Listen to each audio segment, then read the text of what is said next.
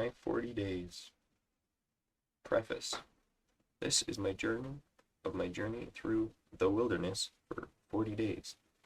I have felt it important to document my journey in order to share with others, and through this journal build others up. I feel it is important to keep it in its original form so there is very minimal editing. This is to keep it sincere. The word sincere comes from the Latin words directly translating to without wax. When carving statues, wax would be used to fix errors, so without wax shows good quality and in the original form. I am only making it readable by fixing spelling errors, including some paragraph breaks and some capitalization. All other grammatical errors are staying in, as those are part of how it was written. There are some occasions where I wrote a sentence, but then wanted to add a few words in the middle of the sentence, so rather than erasing to add the words, I wrote them on top of the existing one. These I have included into the text in their proper order. I am also recording an audio version, which I will accompany with the original handwritten journal pictures and post it on YouTube. When writing, I had in mind a majority Christian audience, so some of the words or phrases may be Christianese, difficult to understand or sound offensive to a non-Christian. Know that whenever I wrote about someone, it was always in love, of the appreciative kind. Every person I met, I do truly love and am grateful to have met. There was one person that gave me a ride from Solista to the highway that was harder to love. I went into this with very little knowledge and even less experience. Sometimes I will say something based on my current understanding, but a couple days later realize I was wrong and do things a different way. Other times I will bring up something that needs resolution, but never give that resolution. Usually that means it was resolved, as it was no longer on my mind. I have written the coordinates of where by using the compass app while in the spot. If I forgot at the time to take a screenshot, I would use my map app to get an approximate coordinate. Those are listed in the form dot whatever number, as opposed to the precise ones recorded as minutes and seconds. The 40 days was not originally a big deal, but it happened to be that way, if I do some figuring. All of the scheduled breaks are not counted in the 40 days, so from leaving midday on 29th of July to the first break in Angermont was 4.5 days and 4 nights. From leaving there to the September long break was 24 days, 24 nights. From leaving again to getting to Pastor Mark's at the end was 11.5 days, 12 nights. So in all, there were 40 days and 40 nights in the wilderness. Thank you for taking the time to read this, and please, if you think others would get something out of it, share it with them. Prologue. It was late June 2025. I think it was the 26th, but I can't be certain as I did not record it at the time, when God called me. It was a very clear call to spend some time in the wilderness, away from home, being with God. That thought was clearly from God.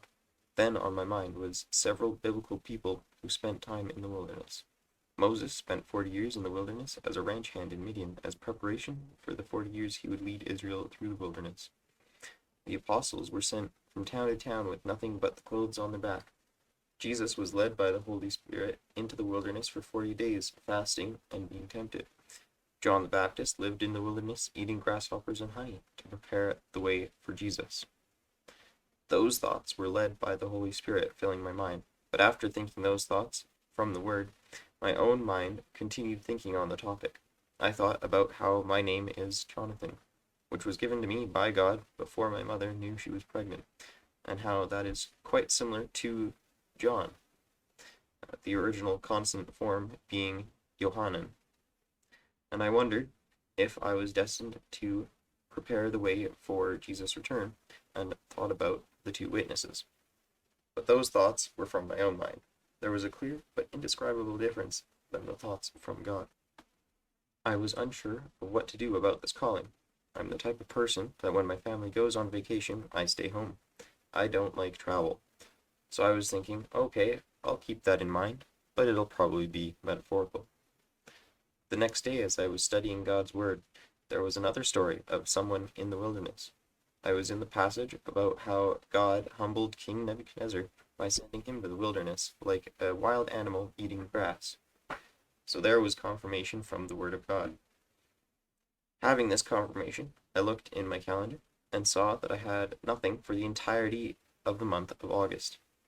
So I continued in prayer to ensure that this was from God. I then realized how the intensive ministry trip I did at the beginning of June was somewhat preparing me for this trip.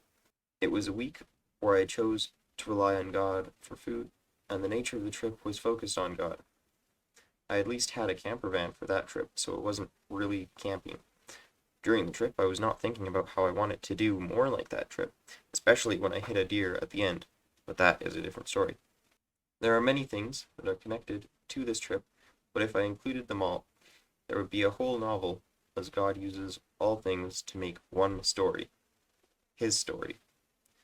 God is God of the present, the future, and the past, and can work through all of them as He demonstrated in this calling. I did not really know what to expect during this trip. I knew there would be some hitchhiking, with the possibility of staying with some people that took me in. In this way, it would be more like the disciples when they were sent out. I also knew there would be some backcountry camping and would have to forage my own food. This would be more like John the Baptist eating locusts and wild honey. I figured there would be a lot of tree bark and dandelions in my diet. But there was no set amount of camping versus hitchhiking. I went in with the understanding that God would direct me how He wanted. Because of this, I often had a response that seemed detached or distant when I told people I was going away.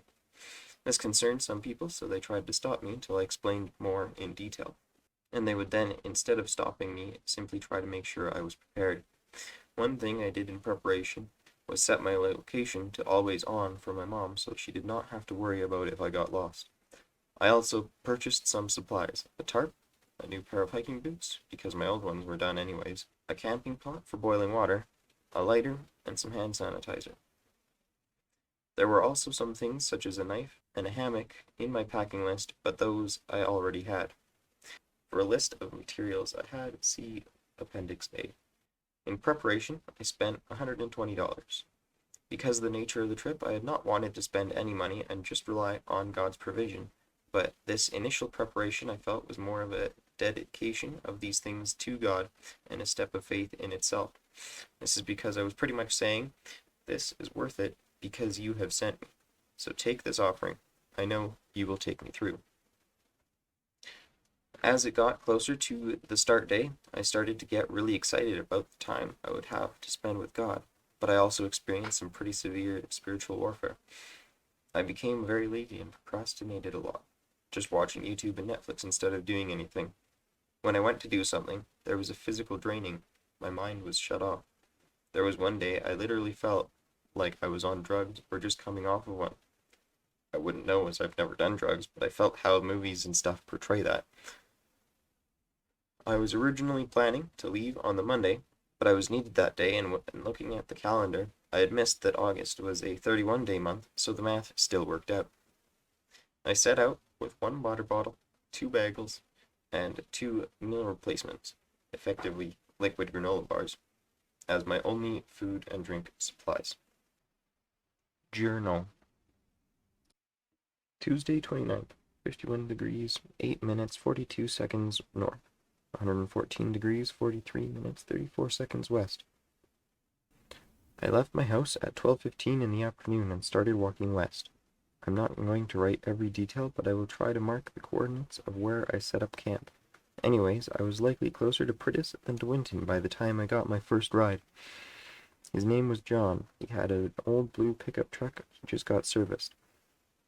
Old being no seat belts old. I can't remember the year. 76? He took me all the way to the Petrocan on the one. He was very trusting.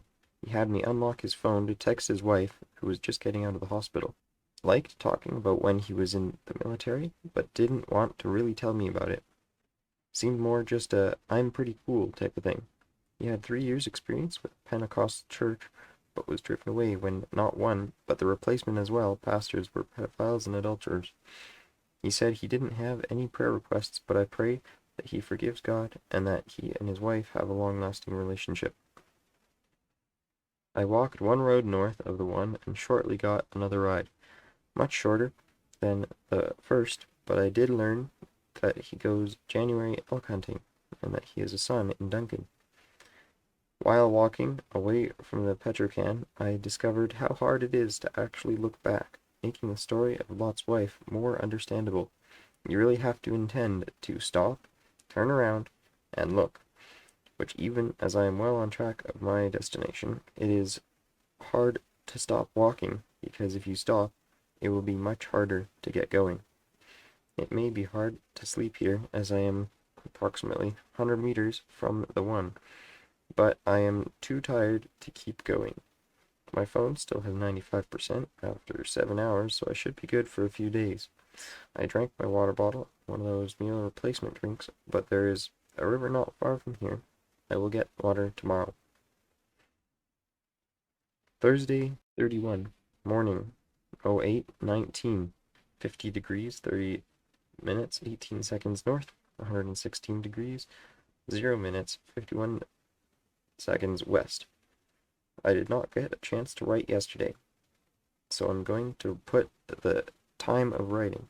The first night was rough.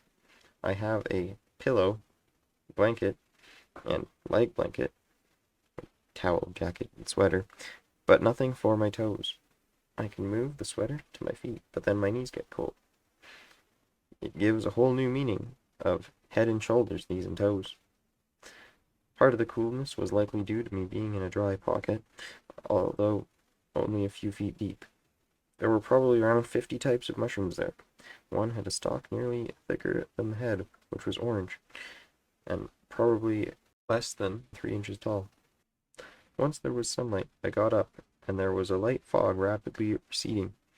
I could see from this fog exactly where the river was, but there were fences in the way with cows behind them, and it was on a reserve, so I needed to find a different water source, or go past the reserve.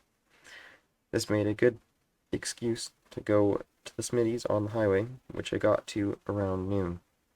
I did some busking there, and got $6. The cheapest item was $8. But I charged my phone and used the spare change in my wallet. Overall, Wednesday was pretty discouraging. I asked Mom if she could bring a sleeping bag, but I was just far enough to make that impractical. I got no rides until the time I would have liked to set up camp. I almost got caught in the rain, save for a bridge, which would not have been campable. But even though it was discouraging, I can see that God has a plan, even though it is not the cozy way I want it. He wants to break me away from the thought, I can do this, look how I made it through 40 days. I have not quite been broken yet. My flesh still clings on. The one ride I got all day, after walking almost all the way through the Stony Reserve, was from an older woman who was quite friendly, but a bit strange. She does safety courses all over Canada, often in reserves. She was a BC driver, always 5 under the speed limit, and complaining about others speeding. She claimed to be pretty spiritual, had pastor friends, but didn't seem to acknowledge Jesus. Originally, she was going to drop me off at a roadside turnout in Banff, but I told her I have friends in Invermere where she was going, so she took me there. I'm going to see if I can meet with Rick and Barb today. She dropped me off at an off-leash dog park, saying there were sometimes tents on the other side. There would have been good spots for tents, much too many skeeters for my hammock, and getting to some trees meant walking through bushes where I picked up a good 100 burrs. This meant I could not cover my knees or toes, but fortunately my chest was quite warm. I need to test further, but it seemed that when my chest was warm, my toes were not cold. Thursday afternoon, 13:35. I have a chance to write now because I'm still in Invermere. Rick and Barb were not home, so I have now walked up one side of the valley 3 times today. The climb is about 100 meters, or a 30-story building. It is almost 30 degrees, and I have had to take off my thermal shirt. I don't know how much more hiking I can do today. My shirt is dripping sweat, and as I am writing, my hands are still sticky with sweat. At least I am next to the highway, so hopefully I get picked up. I did double check the rules in BC, and it is legal as long as I'm off the pavement on the one or on the shoulder of other most highways, and the car is not impeding traffic.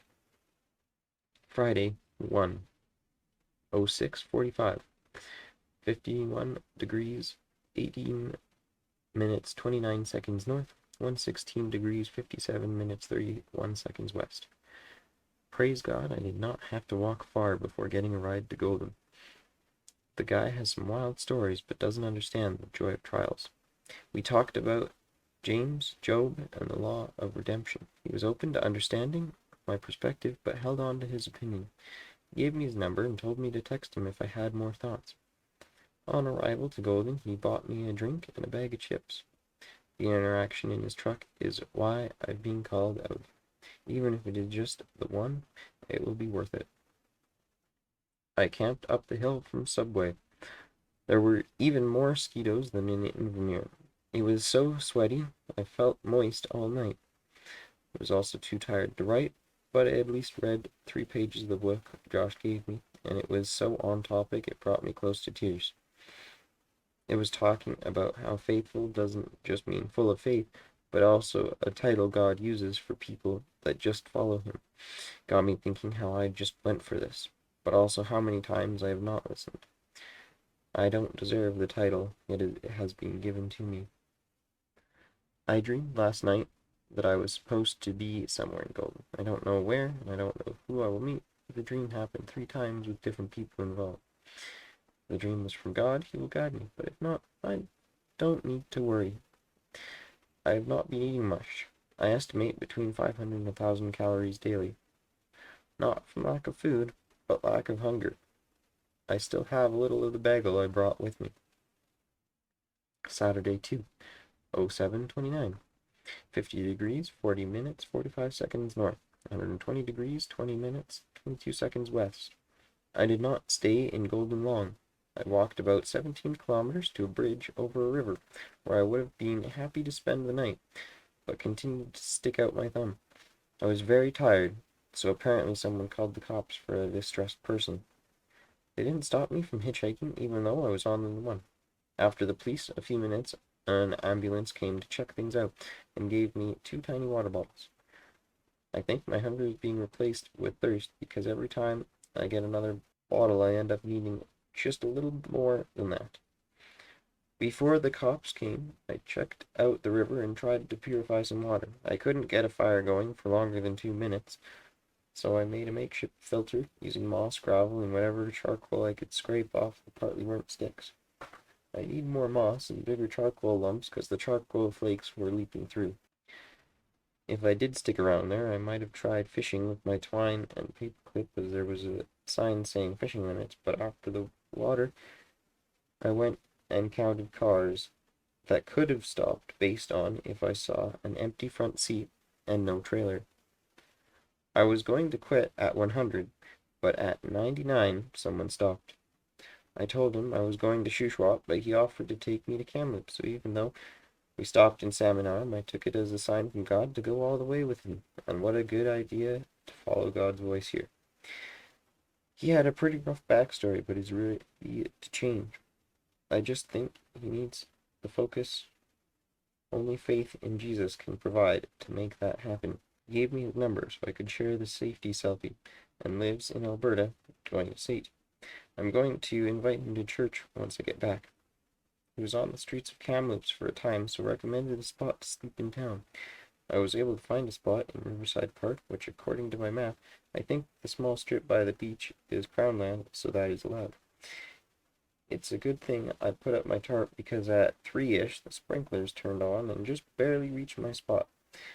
Also now it is drizzling. If it's small enough, I will probably still hike, but for now, I'm charging my phone at a Starbucks.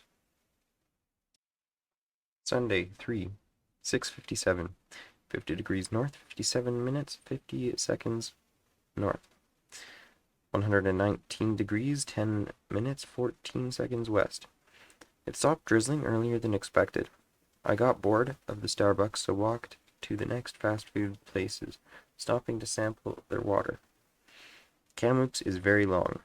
There were 3 times when I thought Okay, I'm out of Kamloops, before seeing, wait, it continues up ahead. The best water was also the last spot I stopped. A Subway that had a bigger dining room than kitchen and line. I had been unsure how far I wanted to go until then, but I decided, like Israel gathered double so they could rest on the Sabbath, I would walk double so I could enjoy the Sabbath at the lake.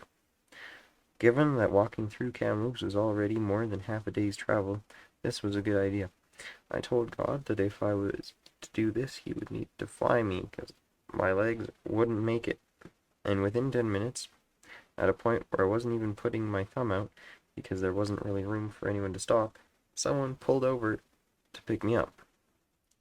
Overall, he was unremarkable, and he only got me to chase, but it helped. He dropped me at pretty much the top of the hill in Chase, and there was a beautiful church there. I was going to see if I could play some piano, but once I saw all the Catholic statues and such through the windows, I decided against entering the building. I then walked the 10K to the Anglemont Highway Bridge. Fortunately, it was all downhill.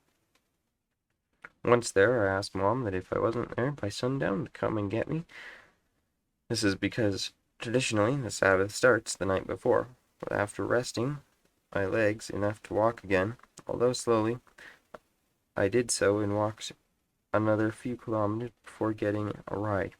He took me just past Scotch Creek, again to the top of a hill. He was an old man in a jazz-type band, which was pretty cool, but he didn't have anything to listen to, as it was a hobby thing. He lived right next to the church, but doesn't go. I didn't have time to ask why. Again, this ride was by the grace of God, as even though it was not sundown, 5 minutes later I saw my mom heading into Scotch Creek before the store closed. So being past there, she was able to pick me up, no problem, and take me the last 20 kilometers. I ate a good amount of food yesterday. At the edge of Kamloops, I found an apple tree. I ate 2 right there and took another 7. I was wanting to share them, but also wanted to save them. When Mom picked me up, I gave one to her. There were meatballs for dinner, and everyone was terrified if I ate too much I would get sick because I haven't been eating. But really, I have been eating. My clothes are in the wash, so I'm in a bathing suit all day. Right now, it is a bit chilly. Once people are up, I will put my jacket in, and then I will have to stay till it is dry. Monday 4, 8 o'clock. I went to North Shuswap Christian Fellowship yesterday. The service was pretty good.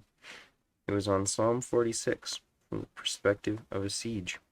The pastor explored how we often build bunkers, walls, or defense mechanisms when those can't help us. Instead, we need to rely on the constant flow of God's presence to get us through.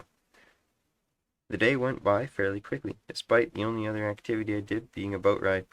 My jacket dried nicely, so I will be able to get going here pretty quick. My plan is to get to Salmon Arm for next Sunday, which averages to 13.8 km per day. I ate a lot yesterday, but didn't drink as much, and now my tongue is sore from the flavors. I'll be leaving some things here, as I discovered I don't need them. I'm still thinking about adding the sleeping bag, but leaning against it for now. I'm missing one sock. I've seen it here, but not in my bag, so before I go I need to find it. I will also pack some food for the road. Monday 4, 1827, 2 degrees, 57 minutes, 42 seconds north, 119 degrees, 22 minutes, 6 seconds west. Tuesday, 16:55, 50 degrees, 49 minutes, 34 seconds north, 119 degrees, 40 minutes, 38 seconds west. It was just barely too dark to write yesterday, so I'll try to do it now. I found the sock in the washing machine still wet, so I put it in my pocket hanging out. Once I flipped it to the other end dry, I lost it somewhere walking. Overall, there was nothing too special on Monday. I found a farm that had a store. It was a shed with a couple of refrigerators. It wasn't even manned. It was right near the creek that I camped at. It rained that night, making it so dark I was worried I went blind. I got up this morning when there was some light and walked. There were 2 apple trees next to each other, so I have a bag full of apples now. While walking, I was thinking about what pace I need to go in order to make camp at 7 and walk 14 kilometers each day. It came to be about 15 minutes walking, 45 minutes break. I was well ahead of schedule, but 3 kilometers from where I intended to make camp, my backpack strap broke. I tried taping it, sewing and taping it, but it kept breaking. I was very discouraged to the point of talking with my mom to pick me up. I tried praying for an answer, but didn't really get one. Mom was about to come get me, but reminded me that I don't need to rely on her, so she recommended checking the salmon arm and getting a new pack. That is when a good chunk of my flesh died. I had been planning. I had been praying for my will. I had assumed I couldn't do the hitchhiking without the hiking. God will provide. Less than 10 minutes later, I had a ride to Chase. There's supposedly live music at 7, but the sky doesn't look too welcoming. God will take me through and lead me to what is next. Thursday, 7/9/12. 50 degrees, 41 minutes, 41 seconds north. 119 degrees, 19 minutes, 11 seconds west. Music was pretty bad. I was told I would be kicked from my spot, so I moved further down the beach, right next to the railroad. The trains every few hours were okay because I've been waking frequently anyways. But at the break of dawn, they started to work on the railroad, so there was a constant noise all morning. Once I actually got up, I walked downtown and sat at a bench looking for a ride. Someone walking told me no one would stop there and that I should go all the way to the A&W, so I did. There I sat for a while before it started raining, so I busked under the gas station until 2:30, and someone picked me up. Originally, he was just going to Toronto, but he decided to take me all the way to Salmon Arm. It was raining pretty bad, but I made my way to the mall to get a backpack. Sport Chek had a clearance sale on backpacks, so another time I would be happy with the amazing deal I got, but it was still pretty expensive, so I feel like I lost and that I did not rely on God to provide. Salmon Arm seems pretty hostile towards the homeless or buskers, while claiming to support them, so I don't know what I'm going to do till Sunday. Learning is on my mind, but I don't know if I'll go there before or after Sunday. I'm almost out of apples and getting hungry faster. My main water bottle doesn't clip to this backpack nicely, and so I lost the clip part. But at least I can walk distances again. Last night it was a struggle to get to a spot from the mall just because my one leg that was doing all the work with the broken backpack was tired. Friday, 8/08/04. 50 degrees, 42 minutes, 24 seconds north. 119 degrees, 16 minutes, 56 seconds west. I was wrong about the hostility. Once I understood the rules, they make sense. I stumbled upon a church-led soup kitchen without looking for one. I saw some guitars outside the church and thought it was a hymn sing, so I approached and asked what's up. They offered me food and invited me to sit down. The ways God provides is amazing. Right when I ran out of food, he presents me with this. It runs 4 days a week, and though it is outside a specific church, a bunch of churches work together to support it. They invited me back today, so I'm going to go help set up. I just caught the end of it yesterday. After that, I went downtown and found some chairs with a sign to take a break, so I did and had a conversation with some people, all Christians. I learned a bit about a few landmarks and about some churches. One thing, there is a pizzeria in the basement of the old courthouse, and a dentist office upstairs. From there I went to the outdoor piano and just played. I met some of the homeless people there and prayed with one of them. Then I went for a walk down the bird path, but it didn't lead anywhere, so I had to walk back to find a place to sleep. So God made sure I had exercise. It got pretty cold overnight with a low of 11. I was too close to downtown as at 1 in the morning I was woken by yelling in the park, which was probably scarier than a bear. Sunday 10, 6:30, parentheses, 50 degrees, 44 minutes, 8 seconds north, 119 degrees, 14 minutes, 15 seconds west, out of parentheses, 750 meters. 50 degrees, 43 minutes, 29 seconds north, 119 degrees, 15 minutes, 29 seconds west. After helping set up the soup kitchen thing and staying there for it, I went up to the mountain to the south. At the meal, there were some Calvary people there, which is nice, because that means I get to see them this morning. It took me till 6:30 to get to a point where I could make camp. Nothing else really special happened Friday. I woke to the sound of an animal breaking twigs and branches. I did not look to see what it was, but my guess is either a deer or a black bear. It came to about 20 meters from my spot, stopped, and went around to the side, keeping this distance before heading off. I believe it was a bear that God protected me from. In the morning, I continued hiking. My original goal was to reach the peak, about 1,500 meters. But after going on a path that went down 200 meters before going up again, I decided against it when there was an intersection. This part is likely over-spiritualization, but I still got wisdom from it, so I will record all of it that I can. While on the mountain, I had an idea that I would find something, this something being like a diamond or something I could give to my future wife type thing. I don't know why I was thinking this, but it is somewhat relevant. I also was thinking God wanted to talk to me on the mountain.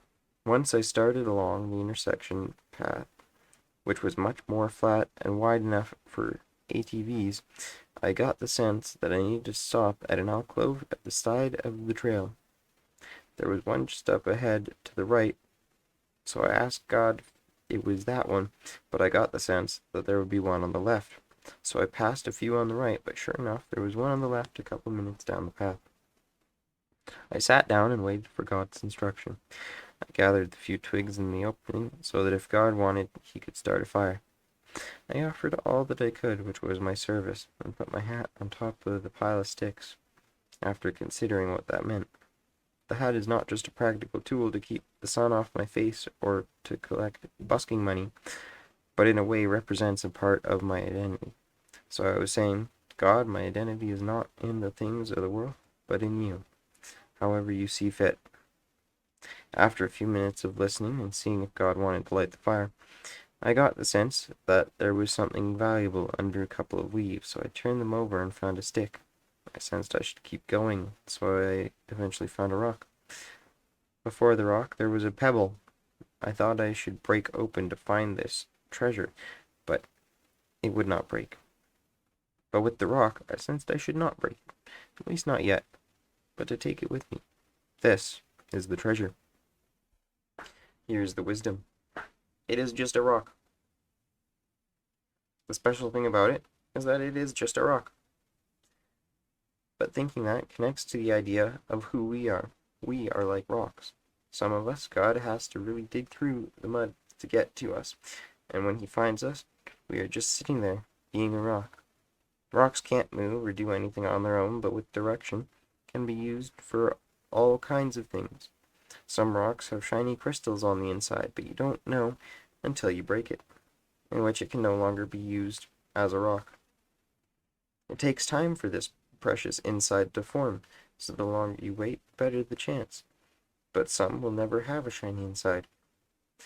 When God looks at us, he sees us not just as rocks, but with the possibility of having a good inside.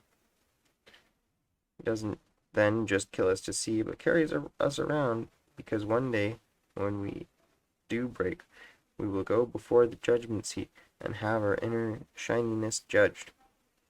Not before then. Just in the hopes that we will love him, he carries us around in his pocket, because to him, we are more than just rocks. We are growing treasures. I will carry this rock not because I think it is valuable, but rather as a reminder that I am just a rock to God. After this, I made my way down the mountain and came out on a private drive apparently. The owner saw me on the cameras and came out just to see what was up because I looked homeless. Then I went to the splash park to shower, and when I had dried off, I went to the piano. Once I was tired of the piano, I hiked over to the church and arrived just before sunset, so made camp and called it a day. I did not sleep much, partly because the mosquitoes here are some of the noisiest ever, and partly because I am excited for church. Monday 11, 9 o'clock, 50 degrees, 42 minutes, 12 seconds north, 119 degrees, 15 minutes, 53 seconds west. Sunday was good. I helped set up church in the morning, and there was potluck, so I got food, and fellowship lasted till around 3. They had another pastor visiting, going through Romans every other week. He has offered me a ride to Vernon this morning, on his way out. The main pastor gave me a ride back to downtown where I played piano for a bit before going to a Tim's to charge my phone. I found a good spot to sleep and had the best night I've had on this trip so far. My jacket's inner pocket is not zipping properly. Apparently, a pair of pliers might help if the problem is it's not gripping the teeth enough. Tuesday, 12/26, 50 degrees, 14 minutes, 25 seconds north, 119 degrees, 15 minutes, 22 seconds west. Pastor Rob gave me a ride to Vernon, but on the way his wife had some meetings, so we went and talked at Tim's. He told me a good portion of his testimony. He spent a large portion of his life as a rock star, but God allowed him to see he needed something healthier. He told me of how he wasn't just addicted to alcohol or drugs, but he was addicted to the praise. I then told him my testimony. It was pretty good timing for when those meetings were done, because I had just finished, and then we were on the road again. In Vernon, I charged my phone. I'm going to try to make it to Prince Rupert. So I tried to download the map up to that area, but the Starbucks Wi-Fi was slow. In the end, it not only didn't work, but also messed up the map that I did have downloaded. I then hiked to the park to the south of Vernon to camp for the night. It was beautiful and warm. There were no bugs, and so I didn't have to put the tarp up. I'd been wanting that for the last few days, and just like that, God gave me that. I did nothing to deserve it. I'd pretty much done nothing for the past couple days, yet God loves me enough to give gifts anyways. This thought got me to cry, real tears. At 2-ish, I decided to put up the tarp, because I was just a bit cold, which was good because at 6-ish, there was a bear and a cub. I lifted the tarp thinking it sounded like some deer, but there they were, 6 paces from me. They were brown, but too small to be grizzly, but the ears were not black bear ears, so I don't know what type. Just bears. I lowered the tarp, grabbed my pole, and lay down. I tried whistling my ocarina once before deciding that was a bad idea. When it sounded like they were approaching, I said sternly, "Back away. Jesus loves me," a few times, and as they walked away, I sang, "It is well." That left me rattled, but I was able to go back to sleep, and didn't get out until 9. I'm now at the beach, which is good for my hygiene and relaxing for my muscles, but not good for my mind. I plan on leaving at 3-ish and going north. I'm curious how God will provide food today. Wednesday, 13th, 7:06, 50 degrees, 40 minutes, 45 seconds north, 120 degrees, 20 minutes, 22 seconds west. I only ended up staying at the beach until 2 before making my way up Vernon. I got picked up just outside Vernon by a strong believer. Originally he was going to Armstrong. The wrong way, kinda, but he decided to drive me all the way to Kamloops. We had great God-glorifying conversation, and at the end he chose to bless me by giving me money for food, $70, which is a huge blessing. I still feel that money I get should go towards paying off the backpack, $100, and preparing for the ferry, $20. But I did get some food. I spent the rest of the evening praising God with my ocarina, even though there was live music in the park. I kept my hat on this time.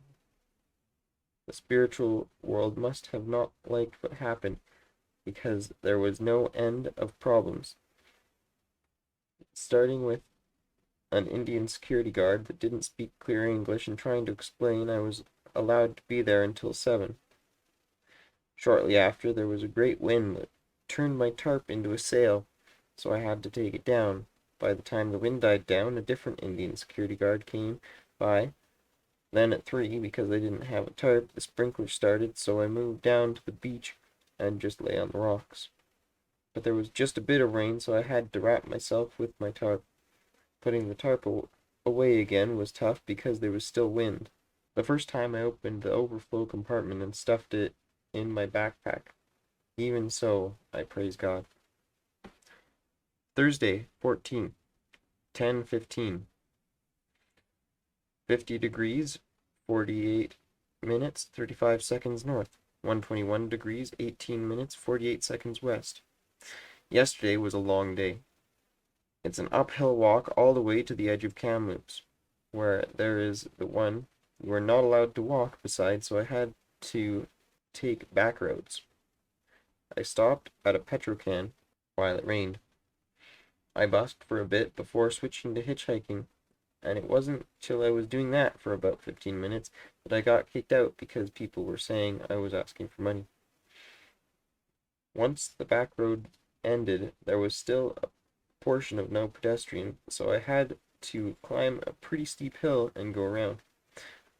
It also didn't help the jail was right there, so there were no hitchhiking signs, which are misleading as they don't give a distance, and if you do it correctly, it is fine. Anyways, there was still a good big bit of walking before I got picked up by elderly natives. They were pretty quiet. I didn't sleep in my hammock, but on the ground because to get to some trees was another kilometer uphill. I at least went uphill into Crownland. But before that, I stopped at the Tim's to fill my water, but was really impressed with the attitude of one of the workers, so gave him a tip.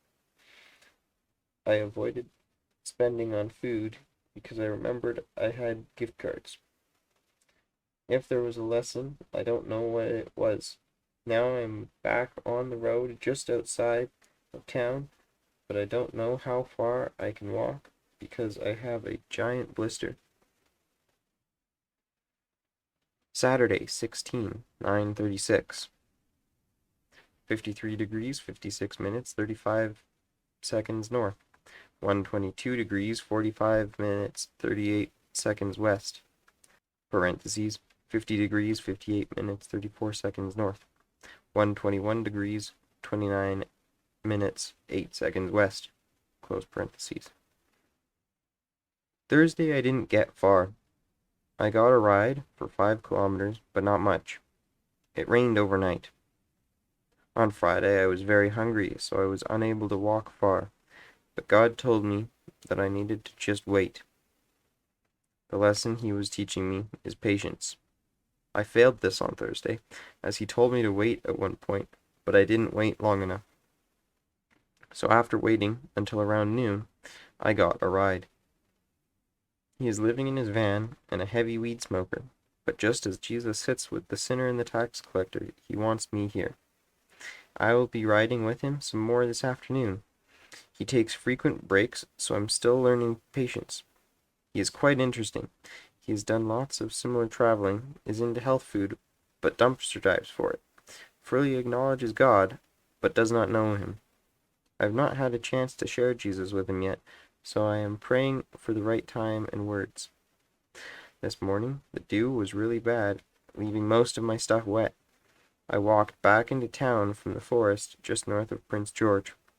I stopped at a McD's to fill my water, then to Starbucks for charging. Right outside the door of McD's, I had a brief interaction with a man who got a coffee and then went to Starbucks. So once I also went to Starbucks, he came over to talk. Malvin is a strong believer who God told him to come talk to me. He was having a Bible study in the Starbucks, but came over anyways. That is another lesson I'm learning, to keep my eyes open to side quests. I was too focused on going to Prince Rupert that I was missing out on what God wanted in between. You can read the Bible all you want, but you need to look up to see the needs of those around you. We talked for some time, and Malvin gave me some tracts and some encouragement. He told me to memorize Psalm 91, telling the story of the soldiers who memorized it, and none of them were shot till years later when they had forgotten God's word. He also gave me some cash. So right now I have apples I'm going to share with Luca, my ride, and cash to buy some food. Perhaps I can go to the hot spring Luca is going to with him and see if he will come to church with me Sunday. Because as it is, I don't know how I'm going to get to church except by God's provision. Monday, 18th, 11:05, parentheses, 55.08470 degrees north, 128.12310 degrees west, close parentheses. 55 degrees 5 minutes 4 seconds north, 128 degrees 7 minutes 33 seconds west. I realize I have not been journaling as frequently as I would like. I will try to do more. Instead of sharing apples, I shared some chips. Luca had asked what Canadian food is, and the only thing I know is all dressed in ketchup chips. He only had one of each because he sticks to an organic diet. We did not go far Saturday. We stopped in a town called Burns Lake. Despite the name, it is one of the coldest spots between Prince George and Prince Rupert. It got to 6 degrees overnight, but God provided. The reason we stopped there was because there was a free campground right next to the lake, a playground, a skate park, an organic foods/ice cream kiosk, and more. It was a blessing from God.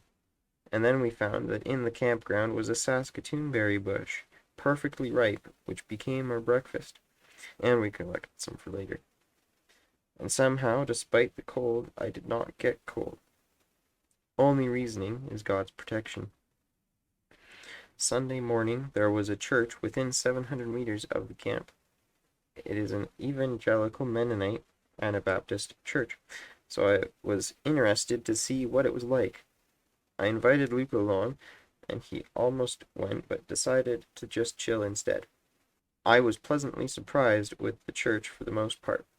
There was genuine faith and biblical teaching, although the worship was a little clunky. Most people left immediately, so I only got to talk to 2 people, one of which had seen me walking over. After sharing my experiences, she wanted to give me some cash, but I assured her I was all right. 5 minutes after talking to her, she came back and handed me 20 to go get food from the organic place, specifically suggesting the ham and cheese croissant. So I went and got 2 of those and a cookie, giving one to Luca and sharing the cookie. We then went to a waterfall, and it was the most beautiful waterfall I have seen. The hike was pretty short, and it was cold, clean water, so I filled my bottles and drank some without filtering it. We continued to go slow all day, getting to the point where our paths separated by the end of the day. It was another cold night, and this time I felt it. Now I am continuing to walk west. I have stopped at a rest stop to write this, now that it is a bit warmer. There is not much for me within walking distance, and not many passing cars. But after the last few days, I know God has a beautiful plan for what is next. I nearly forgot about the Costco trip on Saturday. We got more free samples than products. Luca often went back to the same ones for more. Monday, 17:15. I have made it to the last major town before Prince Rupert. I got a ride from my first trucker this afternoon, but he only took me to the edge of town. He recommended not staying in Terrace because it frosted here last night, and there's a lot of crackheads. I can't walk through town, so I'm currently at Tim's, outside, so not charging my phone, with a sign saying Prince Rupert. It is roughly a 2-hour drive, so if I want to get there before sunset, I'll need a ride soon. While waiting, I will be praying and doing some research on where the best spot to stay would be and eating. What I thought would be supply for 2 days is nearly gone in one already. Tuesday, 19, 12:08, 54 degrees, 31 minutes, 20 seconds north, 128 degrees, 37 minutes, 25 seconds west. I did not leave terrace. I found a pretty good spot, despite the rain. It was not overly cold, and there was no sign of homeless in that area. Usually there is garbage in the woods, but there was none.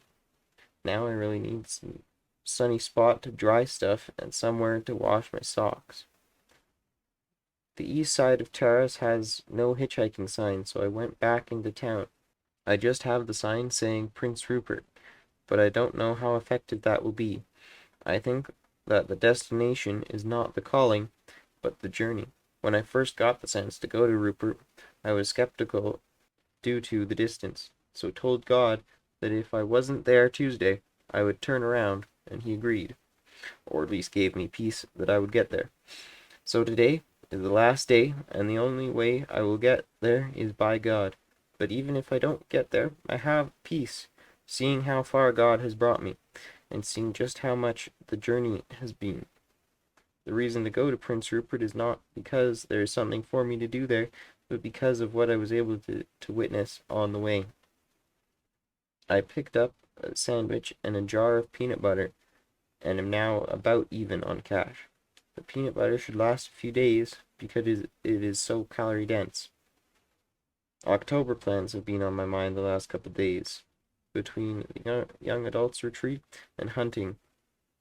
Calendar-wise, they both work, but they both take a weekend. I could be serving at church, and both are expensive.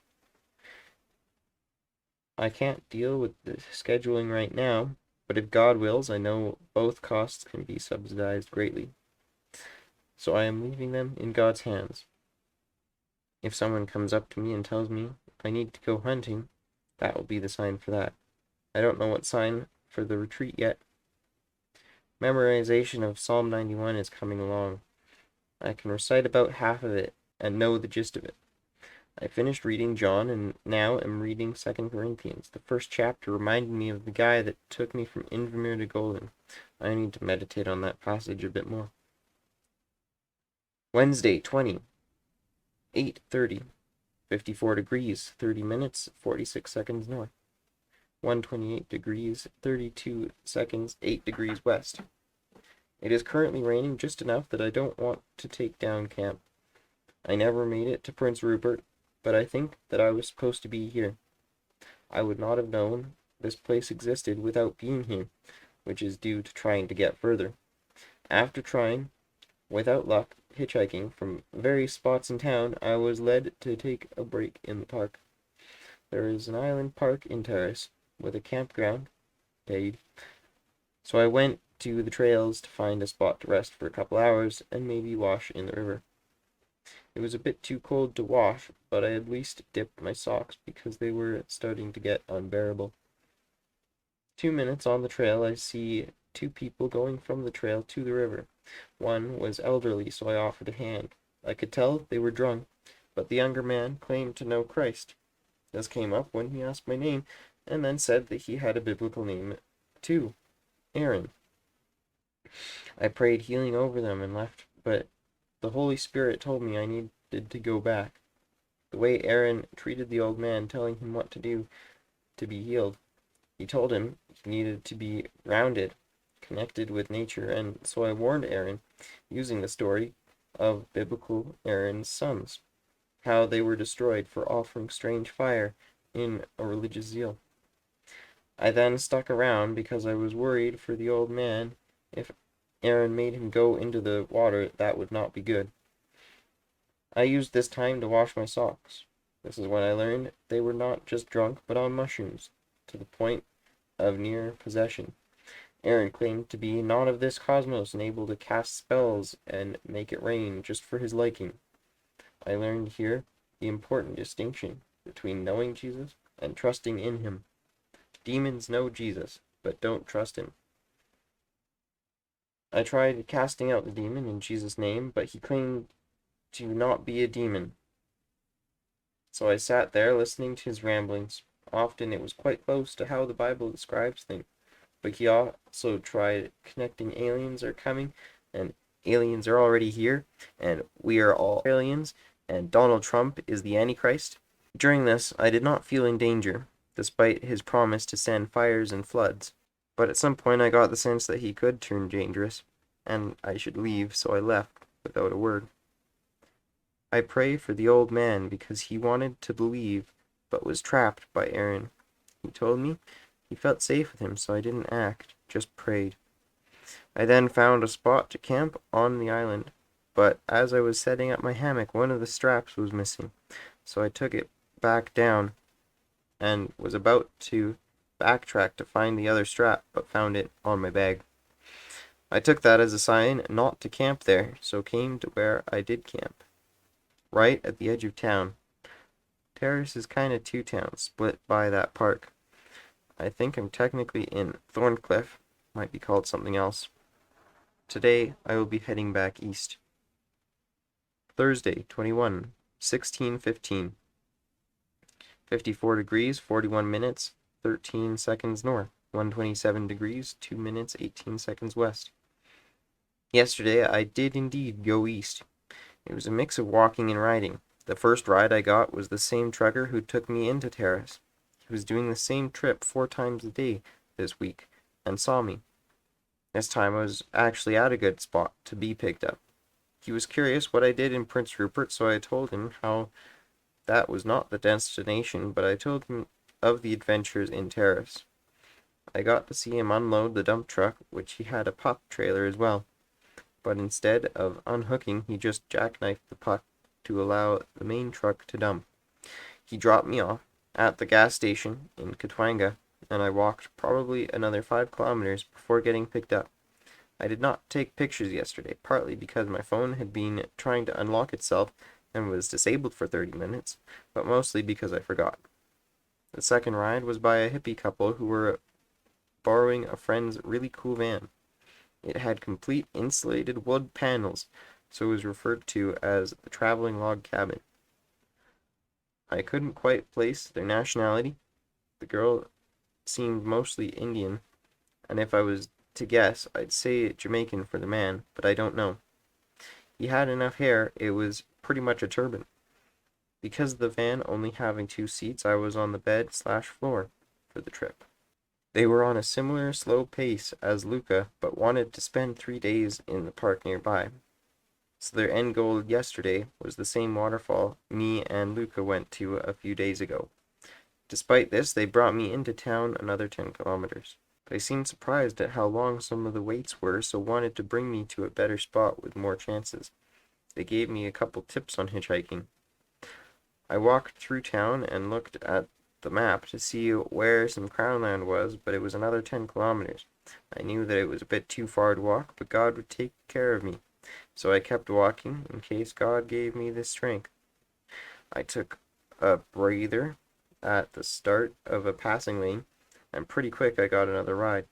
Very short, he more just wanted to get me to a better spot than give me a ride, as he was not going very far. He gave me some tips on where to stop and let me off at the next small town by a trail and an RV turn-off spot.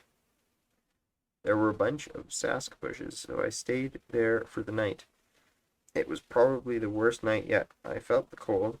It was just small enough I felt the cramps, and I was on the wrong side of the hill, so I didn't feel the sunrise warmth. So today I'm pretty worn out. After slowly packing up, which I had to move to the trail for room to fold my tarp, I walked 5 kilometers to a rest stop. It was on a straight stretch. It was on a passing lane.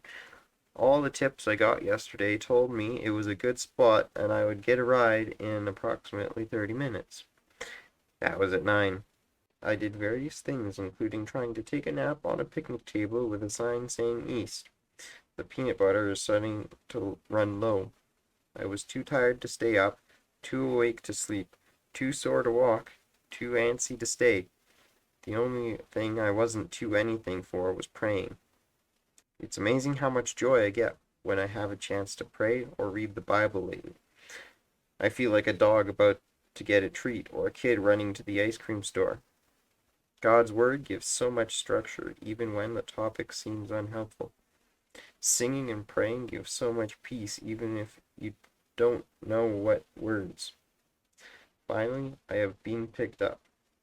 Marshall and his dog, which despite there being pretty cozy space in the back of the truck, the dog is in the cab and I am in the bed. Hence why the writing is particularly messy. I don't get to share my testimony, but I do get to just read and sing and pray some more without worrying if I will stay on track to get back to Englemont for the long weekend. I think he is taking me all the way to Prince George, so better than my estimated Burns Lake again.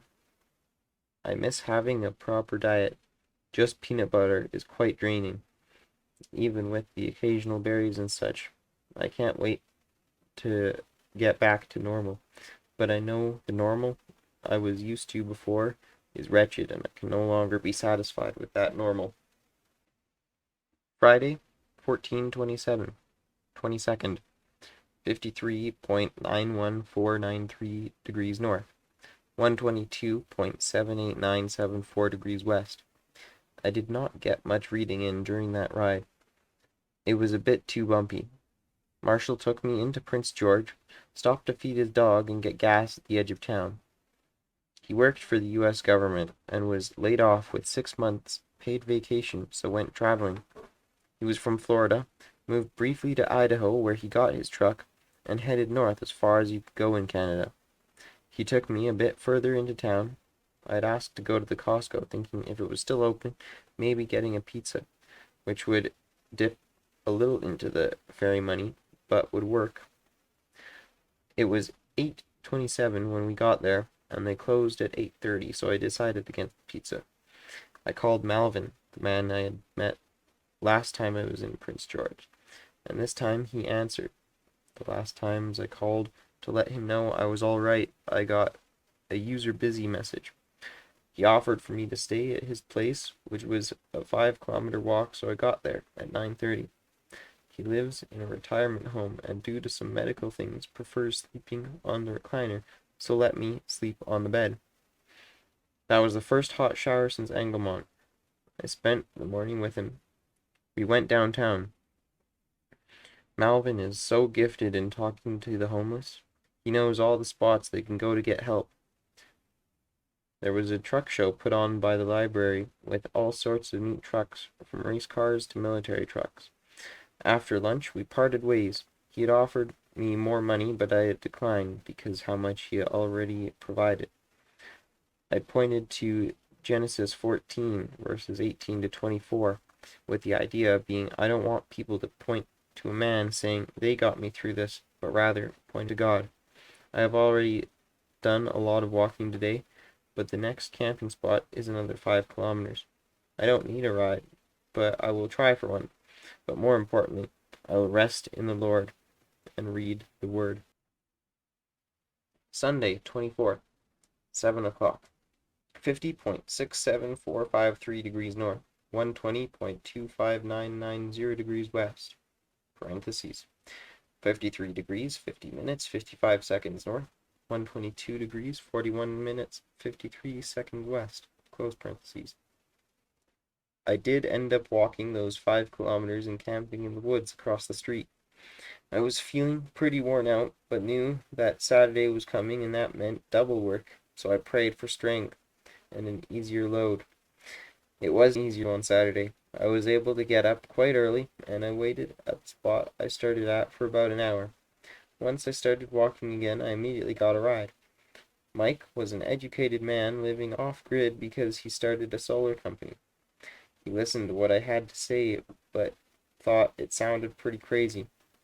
He gave me some advice to travel more. I can see the benefit of that, but I pray I don't have to. We went to the Garlic Festival just outside 100 Mile House, so I figured I would check it out too. There was a $5 entry fee, but when I said I would pass, the attendant gave me $5 so I could enter. It was a fancy farmer's market specializing in garlic, spices, and sauces. There was one place you could get garlic ice cream. A few of the stands had free samples, but none of them were nourishing as they were mostly a few drops of hot sauce. It was about noon when I departed, and on the road for about 15 minutes, a truck stopped to adjust some ratchet straps right in front of me. I asked if he had extra room, and he did. He had an Indian accent, but grew up in Sweden. He does not like Indians here because they all scam him. He told me how sometimes they will pay for a visa to come work here, but then hold it over them. Modern day slavery. I got off at Cache Creek, where I waited another 30 minutes before Greg picked me up. Greg talked a lot and was very opinionated. He strongly believes there must be a God, but doesn't see the Bible as fully true. He sees the value of Judeo-Christian culture and strongly disagrees with all the gay stuff being pushed in schools.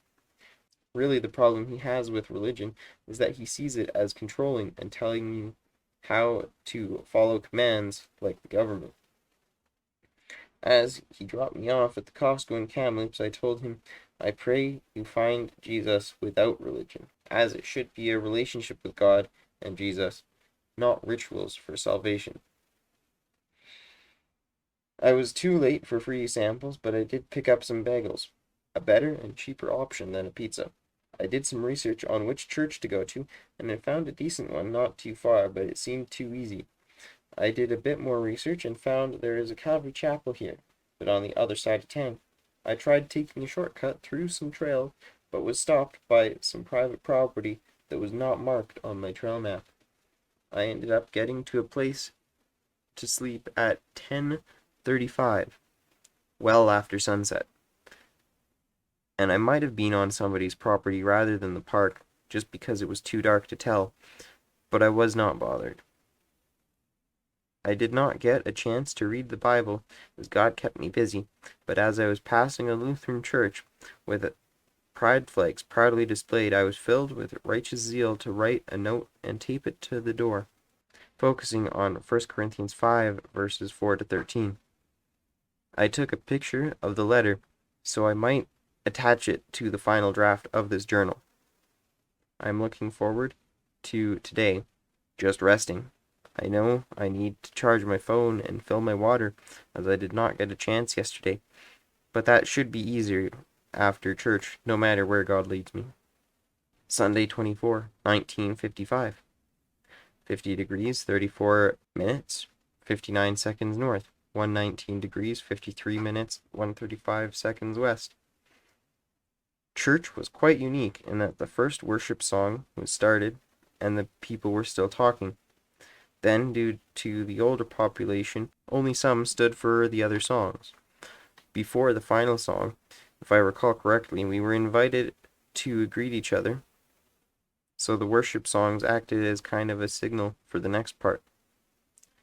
Apparently, the main worship guy originally knew guitar, but learned the keyboard because he could add a beat with the extra features, so it sounded quite funky. You could tell that the congregation was hurting, but loves the Lord. Pastor Phil was not bad. They were super excited to have me there. One of the congregation, I'll leave him anonymous, partly because I don't quite remember his name, but partly because of the nature of this, taught me a Pentecostal handshake. Oh, hey, look, there's a 20 in my hand. Another, Carl, told me of their missing son who went to the woods near Salmon Arm around February. He asked if I could keep an eye out, so I will, and we prayed. Barb, the pastor's wife, invited me over for lunch and a shower, but I'm losing light fast, so I'll write on that later. Monday, 25, 14:20. 50 degrees, 32 minutes, 54 seconds north. 119 degrees, 8 minutes, 27 seconds west. I went over to their house, and they were quite hospitable. We had sandwiches for lunch with fresh tomatoes and apricots. After lunch, I got a shower and put my socks and thermal layer in the wash. Barb moved them to the clothesline while I was in the shower. We had a good time of fellowship as Pastor Phil told the story of how he was called to Kamloops. Apparently, the Lutheran Church is not the only deeply messed up church in Kamloops. As they were stopping in Kamloops one Sunday, they were in a church so bad they actually walked out. While at church, when saying I almost went to the Oasis Church on the other side of town, almost every time I got the response, "Oh, don't go there." So Kamloops needs prayer for the churches there. Pastor Phil wanted to help out by driving me closer to where I needed to go, but it took a while for me to know where I wanted to go. All I knew was not Chase, which was his suggestion. I eventually got the sense I needed to go to Enderby, but not that day, so he drove me to the 97 and a bit further on that road south. He dropped me off at a nice place on Crownland, but there were barbed fences, so I didn't explore. There were a few trees, and nearby a blanket showing that someone else thought it a good spot as well, but the blanket had not been touched for a while. In the morning, I started walking again. Before I got back on the 97, we had turned off about a kilometer away. I caught a lazy grasshopper, so picked off its back legs and head. That grossed me out enough to not eat it right away, but I did eat it a few minutes later. It tasted like if shrimp were on a vegan diet, so pretty good. I stopped at a really good spot for between approximately 30 and 60 minutes before a trucker picked me up. I forgot to get a picture with him, but I did get his phone number before he dropped me off. His name was Aaron, and just like the drunk in Terrace, he was also talking about grounding. He was a true Christian, which was evident by his faithfulness. I told him the story of Aaron in Terrace. I wonder if that was the reason for my interaction in Terrace, was to retell it to this other Aaron. He dropped me off the turn-off to Vernon, and I went north. I wasn't really expecting another ride because I was within walking distance of the town before Enderby, but God had other plans. As I was getting a bagel out for lunch, Colleen stopped and picked me up. She is a very timid lady who had never picked up a hitchhiker before, who also was going to Enderby. She was going to drop me off at the grocery store, but then offered for me to stay at her place, just in the backyard. I know this is why God wants me here. For once, it seems like there is something at the destination, which seems opposite of what I thought I learned, but rather just expanded. God will use every part of what he tells you to do, but it is never finished. Tuesday, 26, 13:45. The rest of Monday was pretty chill. They were doing some prep for some concrete pouring, so I offered my hands, but they only had me help with a couple things. They ate separately, but gave me a generous portion, both in the evening and in the morning. God has given so much, and I have felt like I needed to share it or do something to deserve it, but I have not had any opportunity. The only thing I can do is praise God. I left Enderby at 9-ish, but felt I should give to the community, so stopped at the local gas station / pizzeria / convenience store / bakery and got a cookie. The bakery was overpriced, but it was supporting local. When I continued walking, I found an apple tree. Not the best apples, but my backpack is so full now as God continues to bless me without reason. I walked a little more and got a ride to Salmon Arm for noon. The man picks up every hitchhiker he sees and always gives them some cash, so again I am being blessed. At this point, I wonder if I will have more than enough to pay off the things I got in preparation for this trip by the end. Being noon, I stopped in at the soup kitchen thing just to say hi, but they had so much extra food that I ate some as well. The fellowship there continues to be a blessing. I don't really need to go too much further, but I don't want to stick around in town too long either, so I will keep walking. But there also is not much Crownland further down the road. Wednesday, 27, 13:08. 50.79394 degrees north, 119.32594 degrees west. I ended up walking to Tappan, where it looked like there was Crownland right next to the co-op, which would have been pretty cool, but I misread the map by a kilometer, so slept there instead. The planning for Anglemont in a couple days has been really hectic, so that I am already down half battery since I charged it yesterday. In some ways, it has been pretty disappointing. I was told one person might not be going anymore, and two others will be staying only a short while, but one is trying to show up a day early, and I'm not getting the information I need. I am a failure, and yet God has blessed me so much. This morning, I caught several grasshoppers, but when I ate them, they were bitter, meaning pesticides and worms. I should be fine, but I threw the rest out, and I'm probably going to be too scared to eat more of them. I have already walked 8 kilometers with no ride, so overall, the last 24 hours has been pretty rough. At least God gave me a bit of peace about the disappointing news. I'm also starting to run low on water, and I don't know when I will find a good source. Never ask God to stop blessing you, because things can go downhill pretty fast. I almost did, but realized it was a bad idea, and I can see why. Thursday, 28, 10:47. 50 degrees, 52 minutes, 53 seconds north. 119 degrees, 29 minutes, 19 seconds west. I continued walking until 2 to 5 kilometers out of Sorrento, which I had settled on trying to get there, although it wasn't Crownland. But then I got a ride to town, and the man gave me water, a Gatorade, and a sandwich. He had picked them up before because he had passed me and decided to come back and get me. I have a feeling he would have offered me a place to stay for the night if I hadn't said I had a hammock and a tarp. This boost let me walk to the other side of town, where there was a small patch of crownland. The dinner was also a blessing because a majority of the apples I gathered had worms in the middle. No holes, so technically edible, but gross. I woke up quite early and walked the 10 kilometers to the Anglemont turnoff and sat for a bit before getting a ride to Scotch Creek.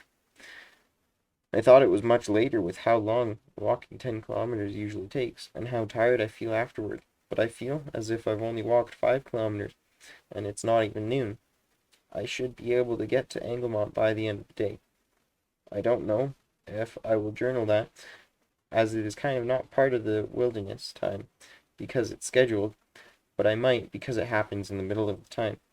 I journaled the first stop at Anglemont, even though that was kind of scheduled, but that was a bit different. Monday, 1, 12:23.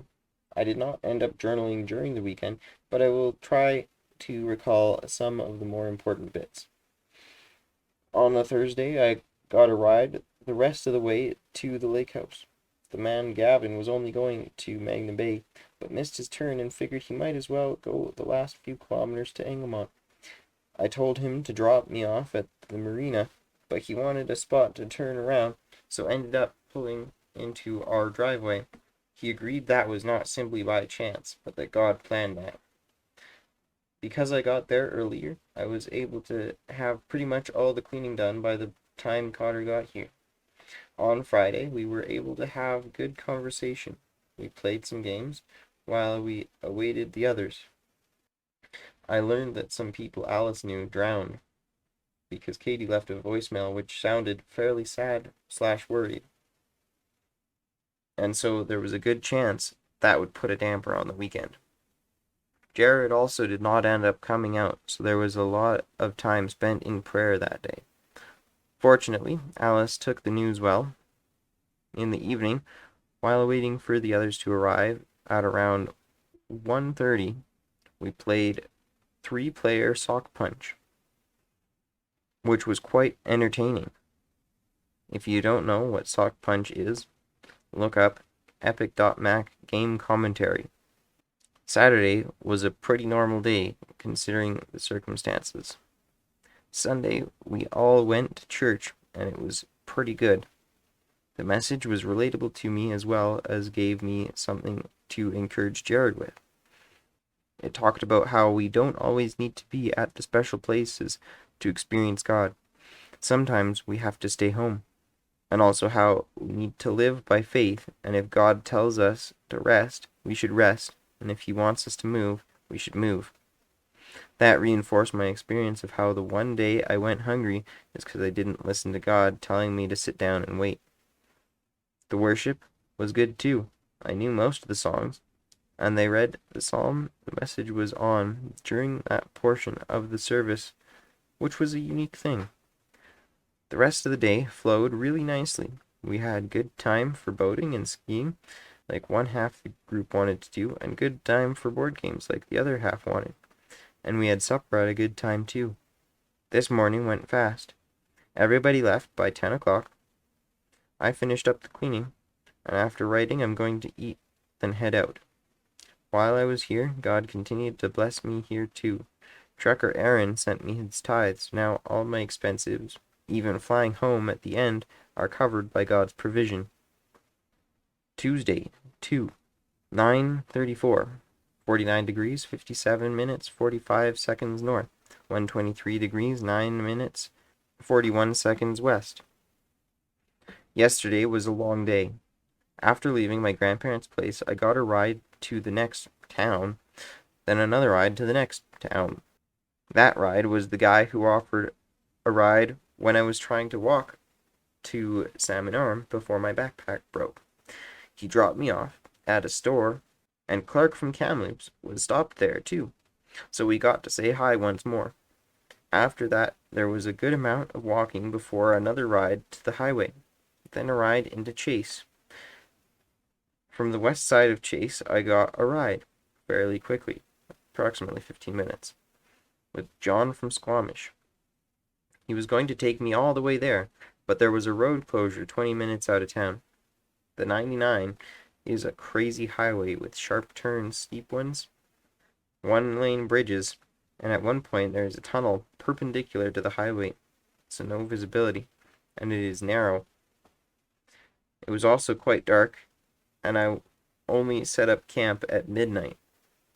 But the talking was good. John was open to talking about the Bible and was curious about a lot of things on that topic, which, through the Spirit, I was able to answer most of them by piecing together my scattered knowledge of the Bible.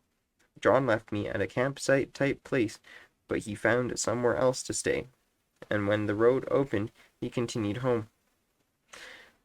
Which means I'm not in any town, and still on the 99, so I'm going to take it easy and slow today.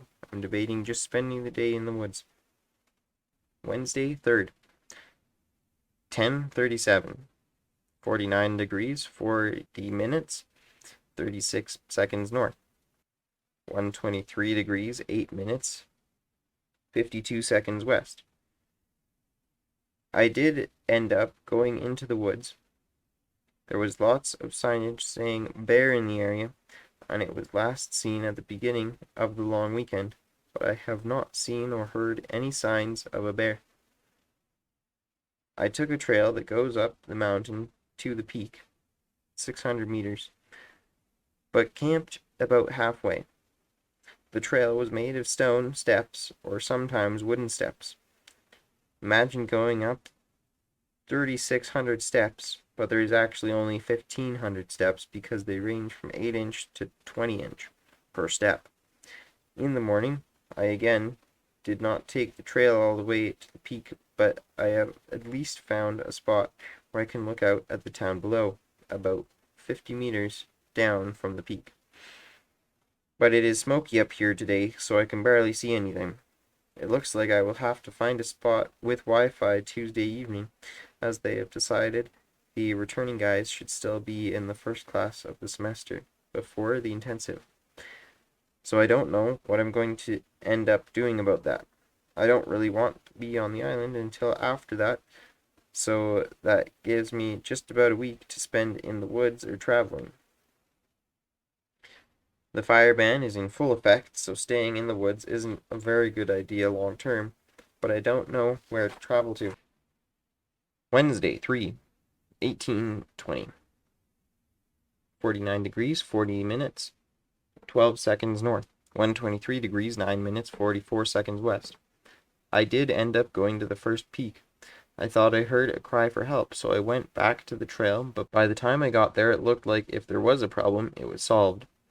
Being on the trail again, I decided to continue to the top. The view of just smoke is interesting, as you couldn't see the ground. The rest of that trail was not improved with stairs, Rather, there were a couple chains and a ladder at one point. Getting back down was much quicker, and I realized I overestimated the stair size. Sticking directly to the trail, there are much more and smaller steps, 2 to 12 inches, when they are not the wooden staircases, which can pretty much be jogged down. At the bottom, there is a campground with a water tap, so I filled my bottles and talked with a man there.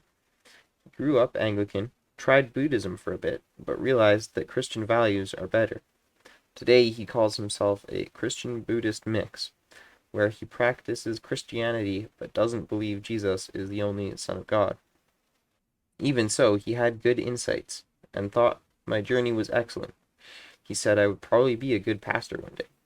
The insightful thing was how not many people live by their faith in America compared to other places, but achieving a rival is sought after and beautiful. This is the idea that you no longer need to pray or meditate or whatever is highly religious because God is always with you. At first I thought, based on the terminology, this was not good, especially since on this trip I have learned that the destination is not the purpose, but the journey is most of it.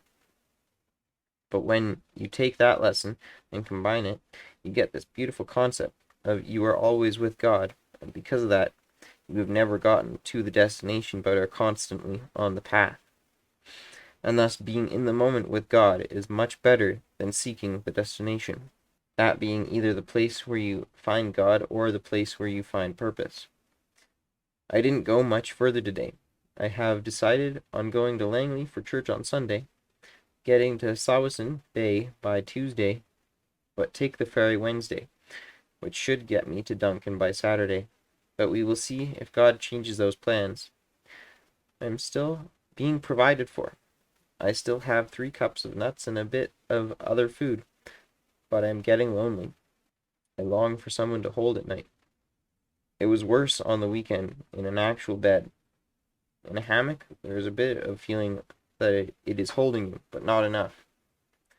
At home, I would hold on to a stuffed animal, but I don't have that here, and I think I've grown up enough on this trip that it won't help enough. I've started feeling this way at home sometimes too, but here it is always present.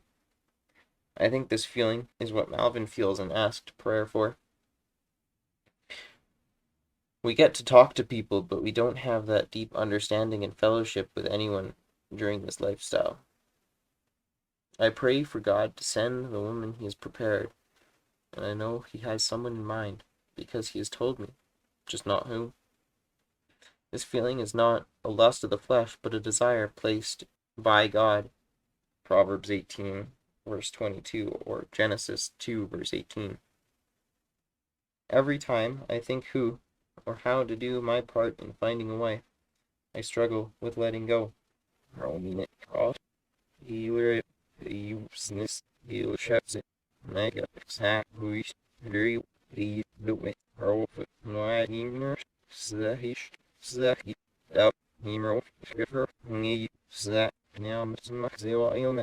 have written that part not in English to protect the person I'm referencing from emotional harm / gossip / discomfort, and myself a bit as well.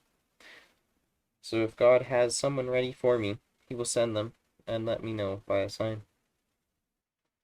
Thursday, 4th, 1326. I got to Vancouver.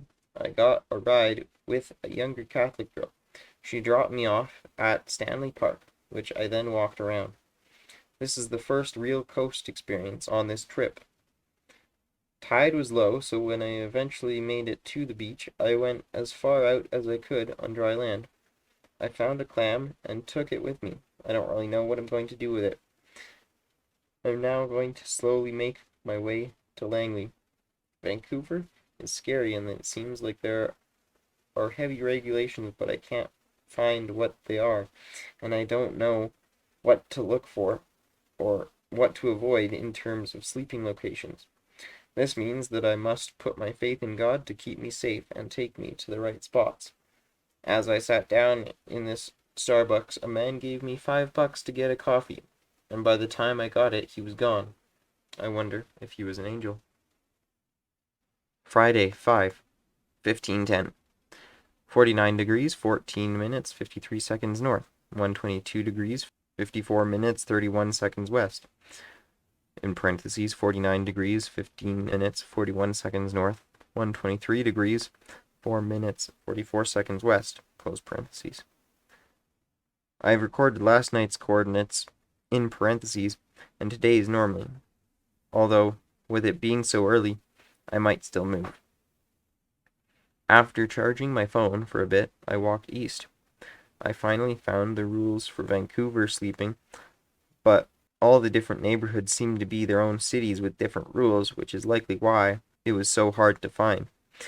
The first park I found was not suitable, so I had to walk another while to get to another one that was. But that first downtown area was quite different than the downtown I am used to in Calgary. Yes, there were similarities, like the homeless asking for money, one of which I bought some mac and cheese for, but the layout is so different. In Calgary, you are always on ground level in your car.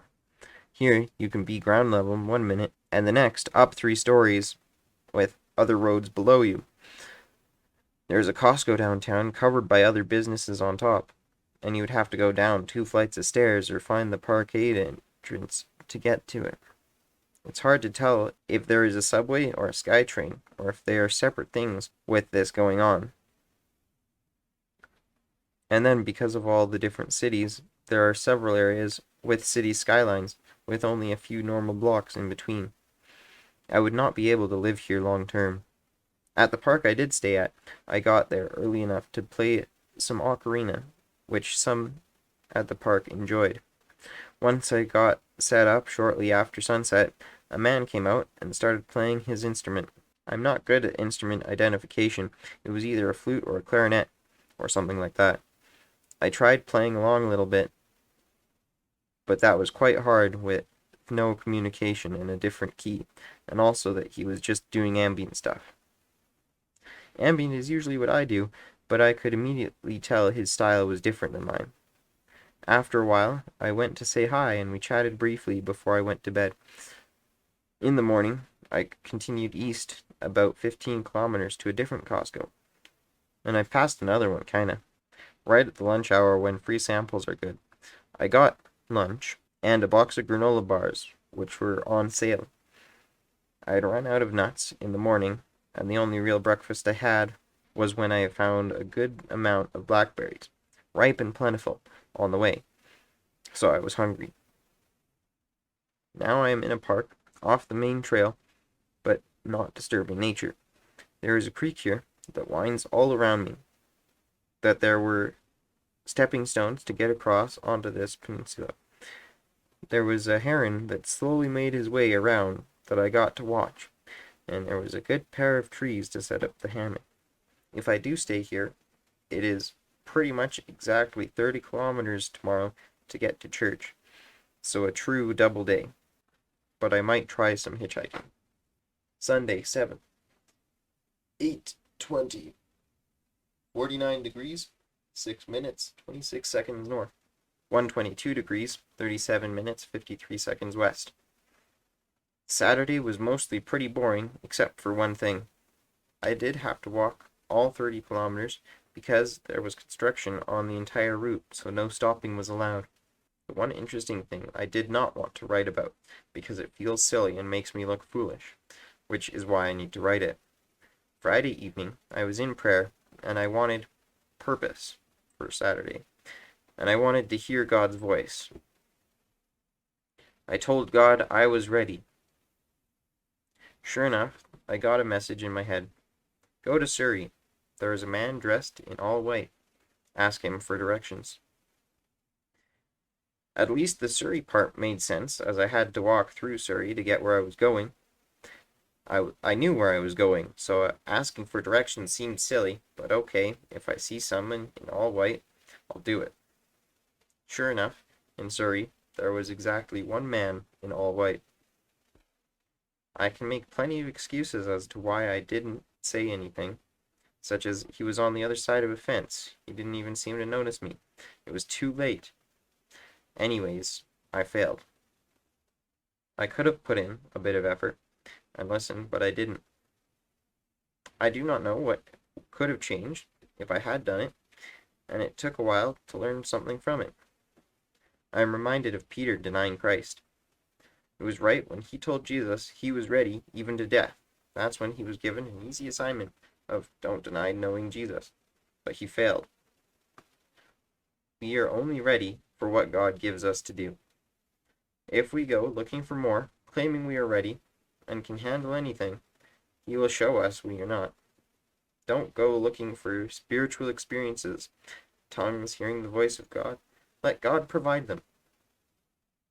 Today, the Calvary Chapel is meeting in a football stadium at 11, but there is a church right next to it at 9, so I'm going to both. Monday, 8, 11:18. 49 degrees, 6 minutes, 26 seconds north. 122 degrees, 37 minutes, 53 seconds west. The first church was all right. I would have thought a Pentecostal church would go off script a bit more. The times the pastor raised his voice to emphasize a point were the most dead-feeling points of the message. Overall, it was all right, though. Then I went over to the stadium, and church there was pretty good. A few too many people for my liking, as all 3 services were condensed into one. But it was only too many people because I couldn't keep track of the people that I met. After the service, there were food trucks, and the pastor found me and bought me lunch. The rest of the day was filled with concerts and games and fellowship until it started raining right at the end of the event at 7ish. I went and slept in the same spot I had the night before. For such a full day, there really isn't that much that stood out enough to write about. Most of the people I met had the similar testimony of grew up Christian home, came to this church about 3 years ago. Some games also had free mini donuts as prizes. Last night and this morning I have felt a bit stressed/anxious, as I seem to have gotten nowhere in the last while, and it's going to be hard to get where I need as the end approaches. I know God will get me where he needs though, so I'm not too worried. Part of the anxiousness is because I can see the end and I'm excited to go home. I would like to plan some things for when I get back, but have not had enough battery or internet for that. But I will need to find a spot Tuesday evening with these things anyways, so I just need to be patient. I have at least done some research today, and a lot of the roads on the way are no pedestrian roads, so I have to find alternate routes. Tuesday, 9/16/35. 49 degrees, 6 minutes, 8 seconds north. 122 degrees, 50 minutes, 19 seconds west. I have walked quite a lot today, and am not done yet. My original plan was to get onto the first road I could, realistically, hitchhike on, and wait at the first decent spot all day. As if none came by, I could still go back into town, where there is some fast food places for internet and lots of trees. But as I sat for a bit, God got my attention slowly that I needed to take a step of faith, which is something I had recommended to one of the people on Sunday. So I kept walking, out of my normal range to safely get to internet by the evening because I knew God would get me where I needed. The first 10 or so kilometers were normal. Most of that was getting to the spot, but the last 15 kilometers were done by God's strength. I only stopped once for water and a snack. I still have some granola bars. And only felt like I needed to stop during the last kilometer, as there was a light I had to wait for, and going again is tough. Now I am at a mall close to the ferry. I will do my online class at the Wendy's across the street, but for a good place to sleep I will have to walk another 2.5 kilometers, about 30 minutes. I have found out that my great-grandmother passed away yesterday. I'm at peace as she has had dementia for several years, and I don't really know her. But that is something I'm going to have to talk about this evening, as my family sets funeral plans. My grandmother is likely pretty upset and will want me there. But it is interesting. On Sunday, someone told me they were getting Nazarite vibes from me, so yesterday I looked up the passage number 6. And part of that, verse 7, is they are not to go near dead, even relatives. Today I was pondering how despite there not being too much of note on Sunday, there are a lot of little things. One was how on my way I stopped briefly at an A&W in Lillooet with my ride to Squamish. And that was enough that on Sunday there were people that recognized me and asked if I was there. God works in the little details. Wednesday, 10th, 11:12, 49.02514 degrees north, 123.08694 degrees west. After the Zoom meeting, which was nice, finding a sleeping spot was rough. The 3 spots I tried were unsuitable, and I ended up sleeping on a church property. Fortunately, there was a spot with trees the perfect distance apart there. Overall, yesterday I walked around 32 kilometers. I got to bed at 11:30ish, and as such, am pretty exhausted. I have not gotten enough rest to offset the overexhaustion yesterday, but God is still at work. I walked the rest of the way to the ferry at just the right pace to get on board with pretty much no wait. Something I was thinking about today as I walked is how I have been trying to not count provisions for the last while, and why I've been doing that. It is because if I know how much or how far or stuff like that, it puts a limit on how much God can do. So I don't know how many granola bars I have left. I have enough. I don't know exactly how much money I have or whether it's still enough to cover all expenses, because by God's math, I have exactly the right amount. Once I get to the island, I would like to spend the remaining time fasting and praying, so a lot less walking. Once I get to a good spot at least. It looks like there is a half-decent spot right by the ferry dock, and a good one about 15 kilometers away, so perhaps God wants me to keep walking still. As the end approaches, it is getting more difficult, similar to how Jesus was tempted at the end of his 40-day fast.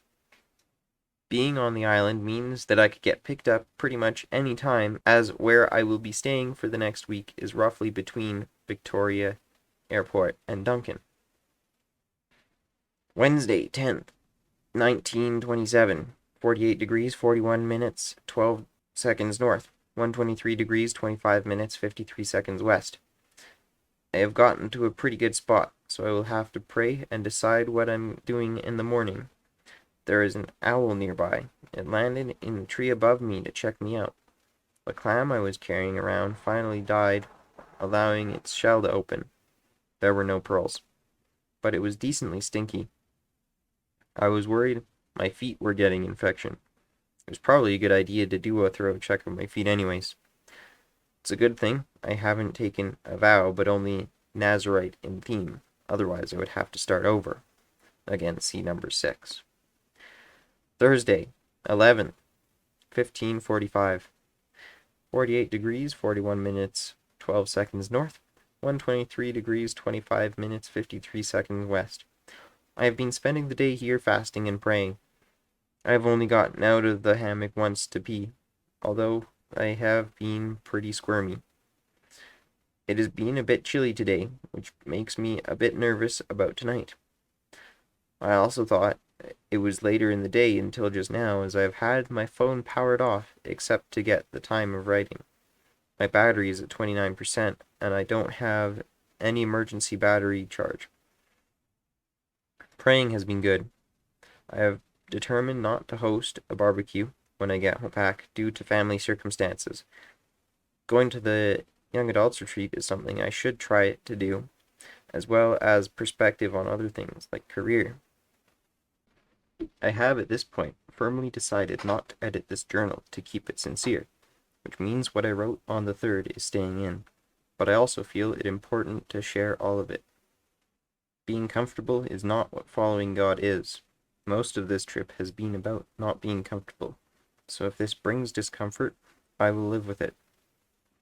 The part written in a different script says how even though I was rejected by Emily and we barely talk anymore, she still comes to mind as perfect for me every time I think about those things. I've been praying about this today, and my resolve has been strengthened. It was one of the times where it is hard to say if it was my own thought or from God, but when I asked, is Emily the right girl for me, or should I move on, before I had finished the question, there was a clear yes. So even if it wasn't from God, I know it is not just a loose, wishy-washy fantasy, but a wholehearted determination of will. One of my friends has told me that scientifically there is a 2-year infatuation phase, and once that is over and wears off, you can know the feeling is true, and he has experienced this himself. It's been longer than 2 years for me, and still I feel this way. Now I just need to know what to do about it. I have prayed for strength and courage, but this is one of those things that isn't comfortable, but I have to do anyways.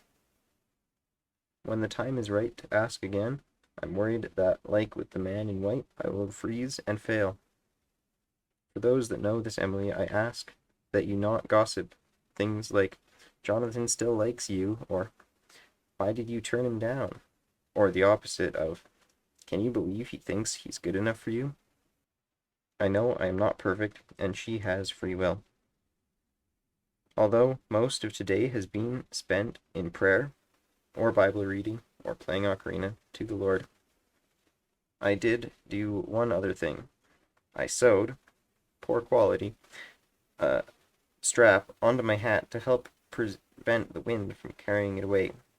There have been a few times it's blown off, but at least be reachable.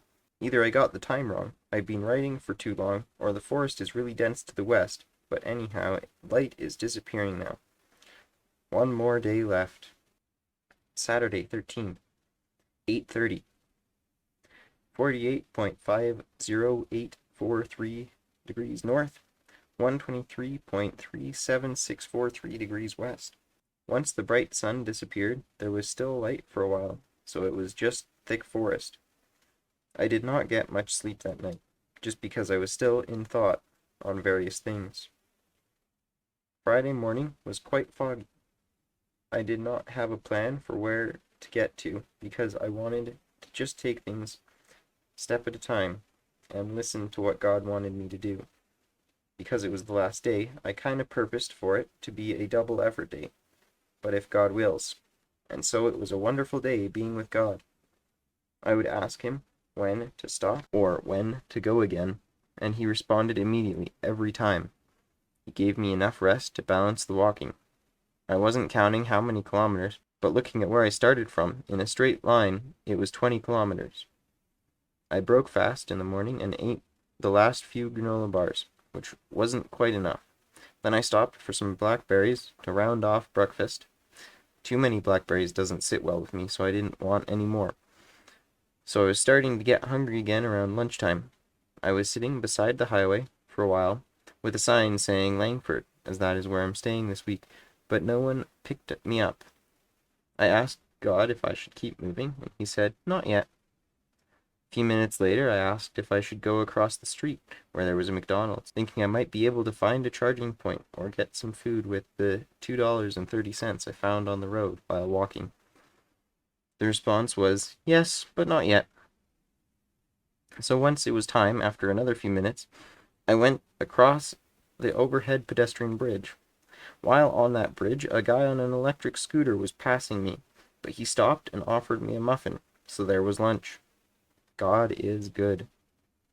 He likely saw the sign which I strapped to my backpack and thought it was asking for money, but the way the timing was orchestrated by God is amazing. I didn't end up going into the McDonald's because I now had food and there was a bench nearby. McDonald's doesn't usually have any outlets anyways, or doesn't allow loitering and don't have Wi-Fi. So God said to trust him that my 12% battery would be enough and that he would get me to a good spot. Once I kept going again, I was only on the highway for a little while before construction forced a detour for pedestrians and cyclists onto a multi-purpose trail nearby. After the construction zone, there was a road leading back to the highway. I asked God if I should go back to the highway or stay on the trail. He told me to stay on the trail. This was a bit of a surprise, but a welcome one. The trail was beautiful, and relaxing, but not the type to provide a place to sleep at night. It cut through farmland, and at times cars were allowed on it as well as horses. By the evening, there was a branch off the trail that did lead to a good wooded park, where I could walk to a shopping center in the morning to be picked up. One thing that I read in the Bible yesterday is Luke 7:24-29, and while pondering it, I came up with this interpretation. The people went to the wilderness not just for a walk, but to see John the Baptist. Their expectations were likely of something or someone magnificent, but there was John eating bugs. Yet John was exactly what their expectations should have been.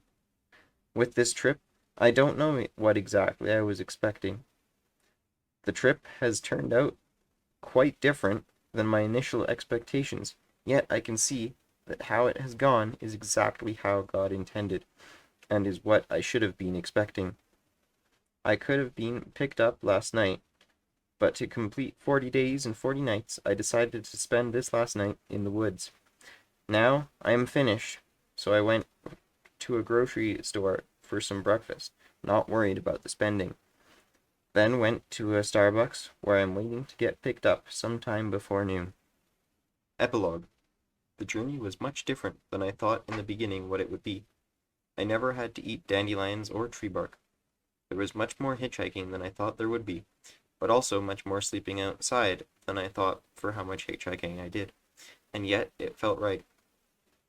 God's provision was so evident throughout the journey, but it was not always the same way that He provided. The first week He made the bagels that I brought stretch like the widow's oil or the 5 loaves and 2 fish.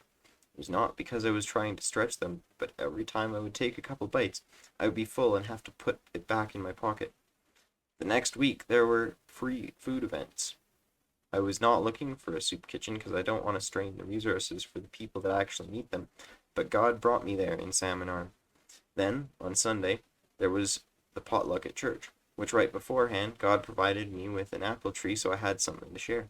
Then God provided money enough to not only get some food, but also cover the cost of the backpack, and by the end of the trip, I was up money enough to pay for the stuff gotten in preparation, the ferry ride, the flight home, and a little extra.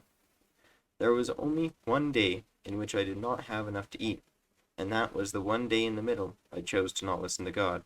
He told me I needed to sit down and wait for a long time, and just for me to be patient, but I decided to keep going. By the evening, I had to set up camp, and in the morning, I was finally ready to wait. I sat there for hours, but in that, I was blessed at the end, because that was when Luca picked me up. There are several lessons that I learned throughout the trip, such as patience, thankfulness, and reliance. The first big lesson that I learned was reliance on God. It was when I was trying to do things my own way. After my first break, I was going to spend the week walking 15 kilometers a day to get to Salmon Arm for church on Sunday. On the Tuesday, my backpack strap broke. I tried sewing and duct taping it, but it didn't work. I couldn't continue walking, and at first I did not know what to do, but once I decided to trust God and do things His way, it was much better, so I got a ride. That was the shortest wait I had so far. And when I was in Salmon Arm to get a new backpack, I could see clearly that trusting God is the way to go. If I was on my own, I would not have made it through the 40 days, but would be dead in a ditch somewhere. The next lesson was on being thankful, and how little we do. I had been wanting to have a spot that was safe and warm and could look up at the stars, and that evening I found a spot just like that. I had done nothing that day. This was when I went to Vernon. I didn't know why God wanted me to go to Vernon. I had gotten a ride there by a pastor, and when there, I didn't talk to anyone. I just sat in the Starbucks to charge my phone. I did not deserve this gift. Throughout the trip, this lesson was compounded on, as I never deserved the ways God takes care of me. Yet He does, simply because He loves us. This brings me to the lesson of purpose.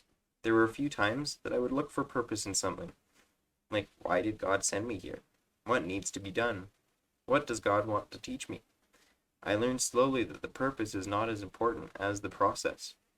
If there was only one person I talked to on the entire trip, that would be enough. Sometimes God sends you places not because you need to do something, but because he wants to do something for you. Other times there is a purpose, but it is not the place you are going that something needs to be done, but rather, on the way there, the journey is more important. Sometimes the journey is of little importance, but the destination is. Any way it is, throughout all of this, I learned to not look for purpose, but also don't ignore it.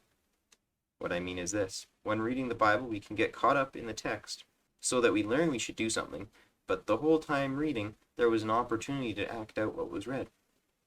Keep your eyes and ears open to the things around. Don't get caught up in making sure it's all done properly or denying it needs to be done because there is something more important. Purpose relates to patience as well. This trip lasted 40 days. There was not a major lesson every day. There was a lot of waiting. As I learned patience when I was going hungry, the lesson did not stop. Luca was slow going, and so I continued to learn patience as I stuck around with him for 3 days. Yet we only drove for 4 to 6 hours a day. Patience is a lesson that I will continue to be learning. I have not been made perfect in this yet. I have to patiently learn it. There are other lessons that I learned throughout the trip, but those are talked about in the actual journal. The ones here are the ones that were not easily explained or defined as to when I learned them. Throughout the trip, my eyes have been opened to very different form of our culture. I have seen some bits of how the homeless live. With this, I have been able to see a little bit into the different resources available to them. Even though I didn't use them, I can now see the shelters, donation centers, job centers, and service clubs that beforehand I would just completely miss. Similar to how in an industrial area all the stores just meld together into another construction store of some sort. I have also become aware of how people are easier to get to know than is thought in our busy lives. It doesn't take long. Sometimes I would sit in a place for even just 30 minutes and be able to recognize some people that had walked through before, or another place nearby. One thing I would encourage you in is to talk to people that you come across, whether it be on a bus, in a park, or otherwise. If you are ever around them for more than 30 seconds, talk to them. Unless they are clearly preoccupied or had headphones on and won't hear you. There are a few times I wished people would come talk to me. I would not recommend going on a trip like this unless God tells you to. As much fun as it was to see God working, it was hard. Definitely not the most difficult thing on the planet, but I could see ways that without God, it would be brutal. But if God tells you to do something, I urge you to take a step of faith and do it. God will bless you for it. Special thanks. Thank you, Grandma and Grandpa, for opening your lake house to me and my friends for the long weekend. It was a much needed respite. Thank you for being accommodating to the slightly shifting arrangements. Thank you, Dan, I might have the name wrong, for being open to conversation and inviting me to continue talking. Thank you, Jeremy, for the encouragement to continue in the spirit, as well as your willingness to go out of your way to take me where God wanted me, and the financial blessing. Thank you, Luca, for sharing your life with me for 3 days. I learned a lot from you. Thank you, Malvin, for being you as God has made you to be. It is such a blessing to see God's work in turning your life around and your boldness to follow the Holy Spirit's direction. Thank you, Aaron the trucker, for your steadfastness and your decision to bless me. God loves a cheerful giver. Thank you, Colleen, for your hospitality and joyfulness in my presence. Thank you to all the pastors and servants of God who showed hospitality in whatever way you could along my journey. Thank you, Dallin, for your prayers and concern for my well-being. Thank you, Elijah, for the walking stick. It got much use. Thank you, Mom and Dad, for letting me go on this trip and only being a little too worried about me. And thank you to all the others at home that have been praying for me. Although I do not know who, I know there were many prayers for me, and God listened to them all. Thank you to all the other people that picked me up and interacted with me. You were all truly such a blessing, but if I were to list you all by name, this section would be far too long. Thanks be to God for sending me on this journey and for bringing me to be willing and excited for it. To him be all glory and praise.